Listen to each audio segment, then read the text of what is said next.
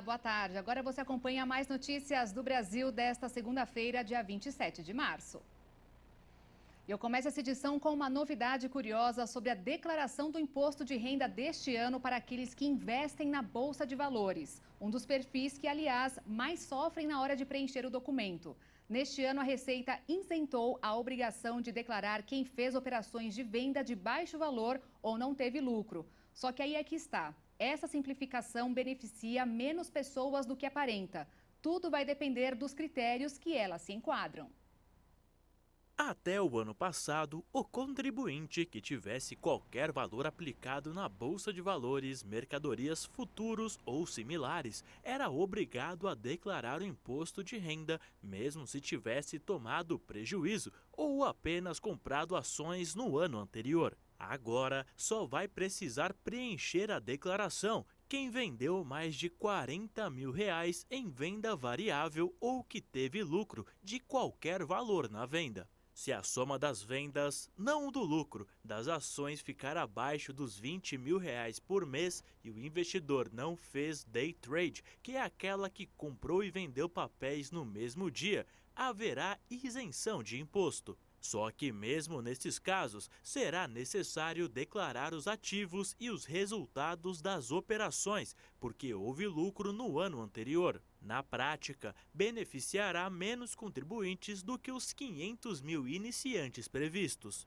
Número que foi o motivo da mudança, porque a Receita detectou que apenas esse nicho fez a declaração no ano passado, apenas porque tinham ações, e assim resolveu simplificar as regras até para ajudar o pequeno investidor, que muitas vezes se atrapalhava na hora de preencher.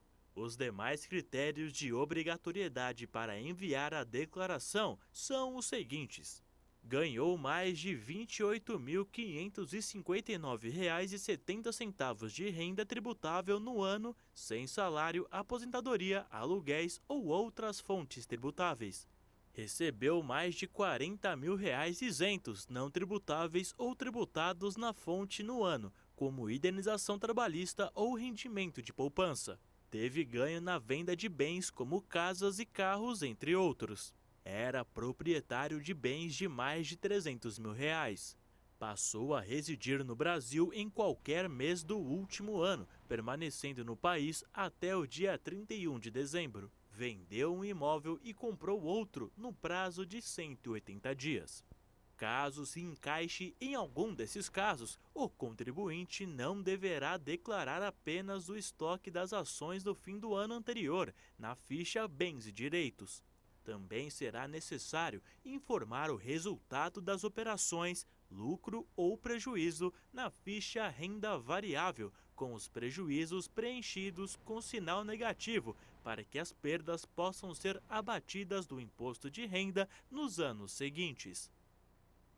E o banco americano que faliu no começo do mês tem novo dono. O First Citizens comprou hoje o Silicon Valley Bank, que foi o pivô da crise bancária dos Estados Unidos. Para fechar o negócio, o novo dono emprestou 72 bilhões de dólares e assumiu todos os encargos do banco com a promessa de que não haverá nenhuma alteração nas contas dos clientes. E em meio às discussões sobre os juros altos, crédito mais caro cresce no Brasil. E quem precisa de dinheiro emprestado está pagando cada vez mais caro aos bancos e outras instituições financeiras.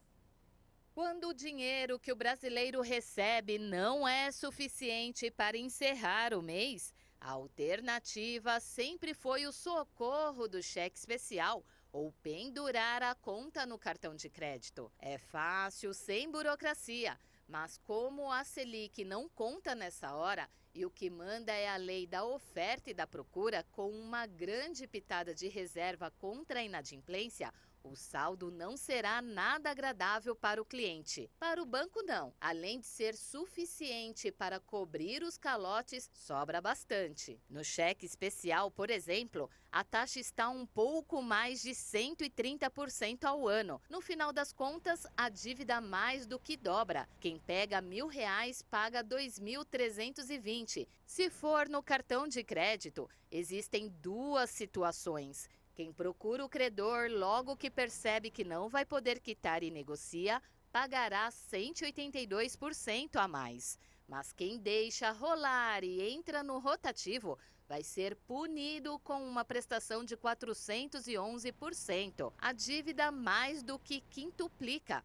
Os mesmos R$ 1.000 se transformam em 5.110. E segundo o relatório divulgado hoje por uma instituição fiscal independente, o que mais cresceu foi exatamente a procura pelo dinheiro do cartão de crédito. E o mercado imobiliário começou o ano em alta em São Paulo. Em janeiro e fevereiro foram fechados quase 23 mil contratos de compra e venda, o que significa 4,2% em relação ao ano passado. Os dados da Secretaria da Fazenda do Estado foram os mais altos desde 2019. E uma pesquisa realizada pelo ICE, mostrou que a cidade de São Paulo lidera o ranking das que têm as melhores condições para empreender no Brasil. Segundo o levantamento, os municípios que mais subiram foram Brasília, que passou da posição 69 para a quarta, Boa Vista, capital de Roraima, subiu da 47 para a sexta, e Aparecida de Goiânia, em Goiás, que saiu da posição 65 para 35. Produzida pela Escola Nacional de Administração Pública, o relatório abrange os 101 municípios mais populosos do Brasil, organizados de acordo com as melhores condições para empreender. A segunda posição no ranking geral é ocupada por Florianópolis, seguida de Joinville, duas cidades catarinenses. E a farmacêutica francesa Sanofi Pasteur lançou uma nova vacina contra o vírus influenza causador da gripe. A Efluelda, voltada ao público a partir de 60 anos, estará disponível nas clínicas particulares a partir de abril. O preço médio ainda não foi informado. Ela é quadrivalente e protege contra 2 cepas do influenza A e 2 do B, e apresenta 4 vezes mais antígenos. A vacina de dose padrão tem 15 microgramas para cada cepa e a Influelda 60 proporciona uma eficácia relativa de 24,2% a mais na proteção da população idosa, se comparada ao imunizante de dose padrão. Segundo a Sociedade Brasileira de Imunizações, a maior concentração de antígenos permitiu aumentar a resposta do sistema imunológico dos idosos à vacina, em especial contra o influenza A H3N2, mais comum e grave nesta parcela da população. A proteção para a influenza e suas complicações oferecidas pelas vacinas de dose padrão para a faixa etária é inferior à verificada em jovens. Os efeitos adversos mais comuns causados pela nova vacina são semelhantes aos da tradicional: dor, vermelhidão e inchaço no local da aplicação, dor muscular e de cabeça. A vacina oferecida pelo SUS, indicada a todo o público, é trivalente e protege contra 2 cepas do influenza A e uma do B. Segundo o IBGE, 27 milhões de brasileiros não têm certidão de nascimento. Por isso, a Corregedoria Nacional de Justiça marcou para a semana de 2 a 8 de maio um esforço para erradicar o subregistro civil de nascimento no país. A iniciativa será voltada à população de rua e contará com as secretarias estaduais e Ministério de Justiça.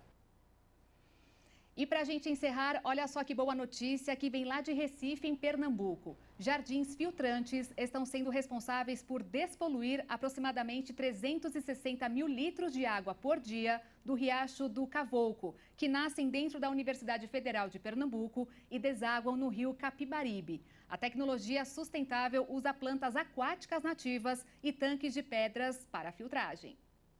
As obras dos jardins filtrantes tiveram início em 2022 e o sistema começou a operar de fato em fevereiro deste ano. A implantação total do projeto está prevista para abril.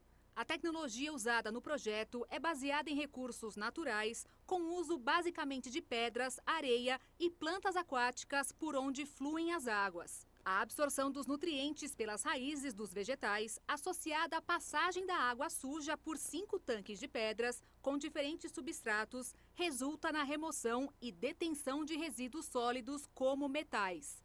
A água, então, é tratada sem química. Este processo de filtragem, principalmente de esgoto, é contínuo. Ao mesmo tempo em que a água do Riacho do Cavouco entra no sistema, a água purificada saindo e sendo devolvida ao Capibaribe.